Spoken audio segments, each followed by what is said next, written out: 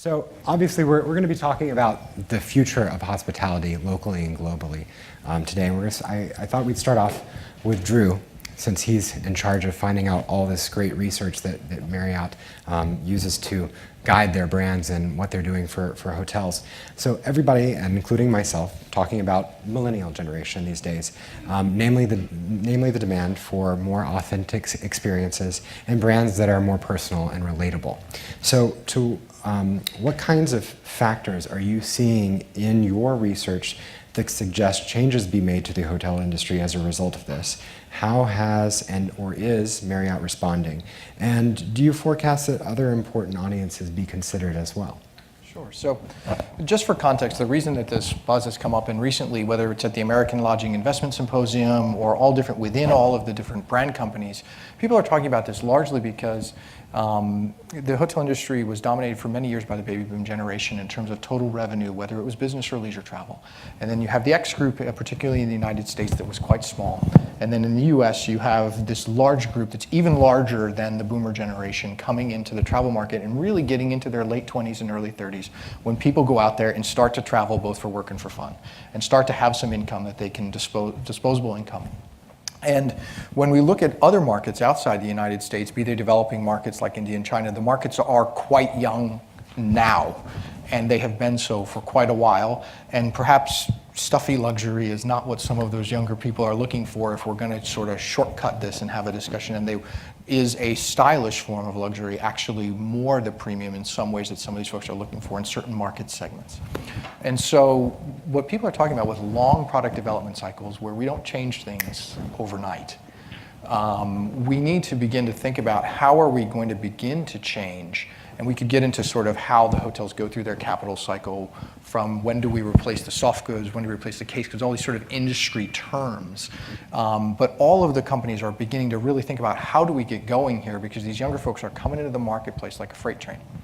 On the other side, we do have the issue of the boomer customers becoming the leisure customer, or the dominant leisure customer for the majority of the market. And so we are looking at all different ways that we begin to plan our branded experience so that we're sure that we capture this perspective of having, when you talked about authentic experiences, one thing that's gone on we've seen over time in the past, brands stuck with consistency. A lot of brands really went for consistency. But you can imagine that in a world of TripAdvisor, I can kind of find out where the bad ones are. And what I'd actually like is perhaps some localization. So localization is something we hear all the time. Is it strange that the couch is the same in every city? Why is Miami and Seattle the same? That kind of doesn't seem to make a lot of sense, much less London from Houston. And so I think that this is an adjustment because, of course, there's economies in having it all be the same. There's efficiencies in having it all be that way. And I think that one of the challenges we're seeing with younger customers is how do we begin to have across every brand particularly that we work on, more elements of both localization, customization, and you talked about personalization. So increasingly people are expecting that they're not just going to get a generic experience. Through customer relationship management software and through they kind of expect you know something about them, particularly if I stay with you constantly. And what are you doing to activate this information that I expect you know? And whether it's you go on Amazon and they start serving you things based on what you've bought before, or all these other environments in your life where this stuff is happening without you sometimes even having to try. And how is the hospitality industry doing in meeting that expectations that someone like an Amazon is creating? Maybe you could elaborate a little bit more about, and just so for those of you who don't know, there are different tiers of types of hotels in the industry. These are industry terms that are used. Select service, and it varies depending on the company you're talking to. The select service tends to be hotels like a Courtyard Marriott or an Aloft or a Four Points. There are the upper upscale or full service brands like Marriott or Sheraton or Hilton. And then you've got your luxury brands that tend to be your St. Regis's. Sometimes W is often considered to be part of that because of the price that it charges customers. And so my question to you then, Drew, or any of you, is how are these models influenced by these changes that you're talking about? And are these models more strongly affected or modified based on their region too? So it seems like there's kind of a regional approach that's happening these days, as opposed to a global approach. And I think it'd be interesting to talk about the difference between that. So an American kind of corporation operating as a big efficient machine, trying to make things as simple as possible, the global approach makes sense, but now we're having to really specialize those things regionally. How are we handling that? Yeah. So in the past at Marriott, and I'm not defending this because it used to actually drive me crazy, but I didn't have to worry about it because I was on the international side, and I had the ability to not be constricted by these formulaic design packages that whether you were in Cleveland or whether you were in San Francisco, it was the same room. But they did it because they thought that people, one, they could get a better price if they bought in huge quantity. So that made it more attractive to our owners. And also, I think that they felt like people wanted consistency and that people really weren't thinking about that emotional reaction that you get when you walk into a place. And being a designer, if I didn't, I couldn't be a designer without having very strong emotions. So, you know, it would bother me if I walked into San Francisco and it looked the same as Cleveland and looked the same as Savannah, Georgia. With this new focus on this next generation of traveler, it has allowed us to really change every model we have. There's no longer this formulaic approach. So the way that they allocate money for renovations and approaching design is turned upside down and very different than it used to be. We first begin with looking at the market and the culture of where that hotel is going. And that's when we decide how the money will be spent and where the money will be spent. And I'm on the strategy side, so I have to create like a very high, overarching global strategy that keeps a thread that connects all of that particular brand's hotels together, but allows each hotel to have its own personality and be respectful and sensitive and actually celebrate the culture and the location that it's in. So. What the brand defines, we should be defining, there should be an experience that when you're in the brand, it feels like that brand, but that doesn't mean that slavish sameness is delivering a benefit to our customers. And I think that that's been a sort of sea change in perspective, particularly in the mid-tier. And if you think about it, there's not much, quick-serve restaurants are going through this change. We have a relationship with Starbucks, and Starbucks is suffering, from a similar question, which why do they all look the same? That's not very much of a neighborhood coffee shop now, is it? And so there's sort of this, there's a general thing in franchising and in large operations that are running up against this challenge, and having it traverse across price points, I think, has been a challenge. As you were mentioning, the hospitality brand were try to copy and paste something that was successful somewhere else, and all of a sudden we realized that a customer or a client or a guest is not a single profile, but can be multiple. I mean, the mood you are on Wednesday night when you're working and you are in a city that just do what you're expecting from a hotel because of the purpose of your trip is completely different from what you're expecting on Sunday night or Saturday night when your fiancé or your partner is joining you in a different town and you're experiencing another hotel or the same hotel. So it's important for us to understand as hospitality industry that a single client can be multiple profile, and for that we need to listen, we need to be agile as much as possible when it was not necessarily the case before. Why do we choose iPhone as a product? Because you can customize the product itself. And I think it's part of it's a lifestyle environment, and our brand, I think, need to react and just not to ignore that it's not if, it's when. It's something that is moving for a couple of years now, for some years now, and we have to make sure we can react very quickly to make sure we can always feel or feed whatever the guest is expecting from us at the very top moment. I mean, to build on what you're saying, that the idea of one person, two profiles is really, it resonates very well, I think, with some of the thinking that we have, which is there was this vision of this business traveler in the past, and that he or she was very focused on productivity and work. And as we've seen, people's lives have become much more blended. So where their work is at home and their home is at work, and they're bringing their devices with them, and they can connect through social media to friends in different towns as they travel, and travel for a lot of our high volume customers just as part of their life. And so we need to not just think about them on Wednesday night, oh, this is the business guy. Yeah. He doesn't want to have any fun. The bar doesn't need to be activated at all, because he's going to be in his room typing away on his old laptop kind of thing. And so we are adjusting, I think, and the pace of that life and work blending has really accelerated. And so we've seen that one person, two hats really is something that we definitely have to plan around. You talked about reacting quickly, which is, I think, something that's hard to digest in the hospitality industry. I'm curious, what has your experience been in the pace of reaction? Because things have to change so quickly, and a lot of people that we encounter in the hotel business have been there for a long time and have been set in their ways, so to speak. The way that things have been implemented are set in their ways, and that exists in anybody from a person who owns and pays for a hotel all the way to the people who are working in the actual hotels themselves. I'm curious, what has been your experience in the change of those folks, and how you are encouraging that change? Any thoughts?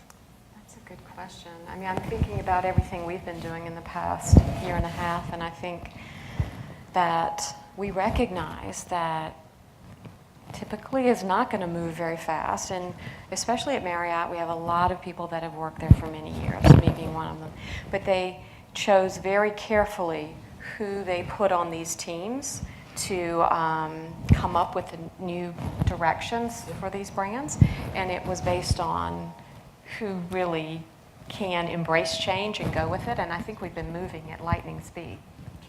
Yeah, I mean, as simple as we've done some very emotional videos to illustrate our young customers and what their likes and needs are, so that we can stop having people talk about their kids or their own experiences when they were back in the business back in the day kind of thing. But I think part of it is trying to make people relate and understand the customers that are coming in. In fact, the environment has changed so much that years ago, if we were presenting something, whether it was a design or a new brand concept or whatever, the senior executives that were reviewing it, you had to field their questions, answer them. You wouldn't dare challenge them.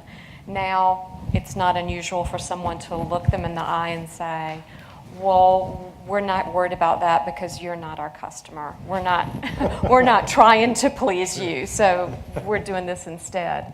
And I think that's very normal now, right? Yeah, I mean, I think a number of also, we talked about the complex stakeholder model with our investors. I think a lot of our investors are keen to have products that command a premium price, and they want to make sure that if the investment they make today is going to be relevant 5 or 10 years from now. I don't want to invest in a product that's old the day I open it. And I think that dynamic and that questioning has led to a lot of change from companies like ours. And Drew does have a good point for those of you who also don't know. When you're opening and developing hotels, it takes a long time from the time a deal is signed to the time a hotel's doors open, sometimes can be upwards of 5 years. And so the challenges that Glenn and Drew and Olivier have to face is that hotels' design and experience and the brand that it represents has to be relevant when it opens the door. So in some ways, these guys are kind of predicting the future, sort of trendsetters, if you will. And so that's one of the greater challenges of this industry. Especially in developing countries. I mean, we've had projects that we thought were going to be finished and open in 4 years, and it's almost 10 years, and you're like, when is it going to open? We need to redesign now. Yeah. One of the things I also wanted to talk about with our panelists tonight is, basically regionally what's happening around the globe. Olivier hails from France, as he mentioned. I'm curious what your experience has been in your transition from Paris to Washington, and your experience in French and European guests versus American guests, and how have you modified your experience to respond to that? It's quite a discovery for me, because first of all, when I started to work on the W and the placement of W in Paris, if I want to make some kind of parallel, you all know TripAdvisor as being some kind of very consequent hub for travelers in general. I mean, if you take the number of hotels here in DC on TripAdvisor, there is 129 hotels, I think, that are referenced on TripAdvisor. There was 1848 in Paris. So 43 palace, 200 something 4-star hotels. There was a lot of competition, and the direction of the brand, as I said before, for a couple of years is now embracing the challenge of the luxury market and field, which has not always been the case. I mean, W was not known for being luxurious hotel. They were known for being party hotel and place to enjoy and to relax, but not necessarily to be into or to be experiencing anything like luxurious experience, as you can compare with some of the other brands on the market. The brand was essentially concentrated in the US, and since 2008, it's expanding abroad, and it's expanding with this kind of luxury approach of how it should be on the new scene of these new cities and in these new countries. And I experienced that for 3 years in France, in Paris, and had no problem with that because the direction was very clear. That, to me, was the first challenge, the first hotel in Paris to be, as I said, luxurious per se and cool in terms of service delivery, so an experience and programming and for everything that was taking place within the place. And when I moved to the States, because I was told also that those kind of similarities in between Paris and Washington, D.C. with L'Enfant, who did the design and all these very nice things about the city, like being very sophisticated in a way, talking about architecture, talking about those new things and new trends that are in D.C. What I discovered is the American market, for us, for instance, at the WDC for the past 6 months, I've been observing the kind of market source that we have, and 95% of our clients are American. So it's not like international crowd that we are used to in Paris. I mean, in Paris, portion of French people were like 42% max. The rest was American, Russian, Japanese, Chinese. We had the crowd coming from all over the world. And here in DC, it's essentially coming from this country. And the reputation and the way the brand has been positioned for the past 15 years in the States is definitely going to be my challenge and as the other GMs for the W hotels in the States. But that's going to be our challenge to make our clients understand that the positioning of the brand is moving, that we have to educate and that's going to be the main difference in terms of education of the crowd, the people, the guests, all the the third parties that we are working with, that this is how W should be perceived versus how it was perceived in the past, which was not a challenge at all in Paris. He raises an interesting point where you sort of asked about the regionalization issue, and the source market is a real interesting issue, which is, am I designing for French people in France, or am I designing for a Middle Eastern customer that's arriving in Paris and the German that's arriving in Paris? And so when we look at some of the brands, particularly for some of our select service brands that we're developing in some of our developing markets for secondary and tertiary, it's a very local customer. So when we're building a Fairfield Inn in a secondary part of Hyderabad, it's for a local market customer. But when we're designing in Mumbai and Delhi, it's a very global customer with a very elite component. And so it can be sort of a challenging discussion when we talk about customer trends and customer base when we're considering really what's the source for this particular hotel in this particular region in this particular brand. Glenn, what kind of considerations do you make for details like that when Drew comes to you and says, we're going to be opening for this particular customer? Are there different spatial considerations, for example, that you take into account, or the experience that you're delivering to them?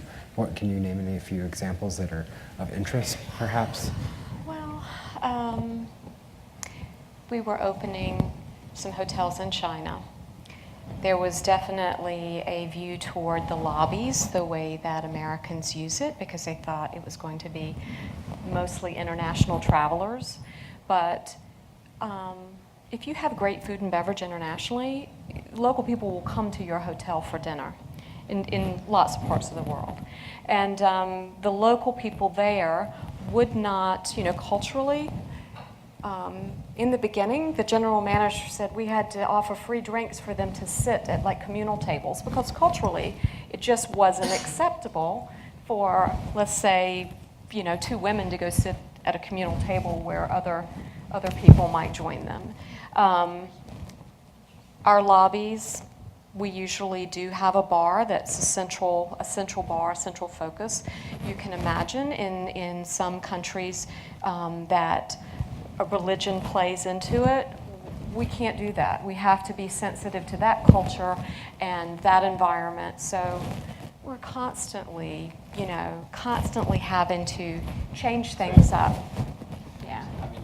In China, as a similar challenge, we saw some hotels that thought they had a really international customer base and they didn't put in enough private dining rooms. They realized they had a really local customer base and they started ripping out parts of the restaurant that was brand new and putting in more private dining rooms. So you can see, or they didn't have enough seat. One hotel had to add out the back of their ballroom so they could handle their local weddings business that they didn't anticipate because they thought they were going to be doing group business meetings, and it turned out their wedding business was gangbusters. And so you can kind of get some of these challenges. I did want to ask one particular question to conclude our panel, and it's for all of you.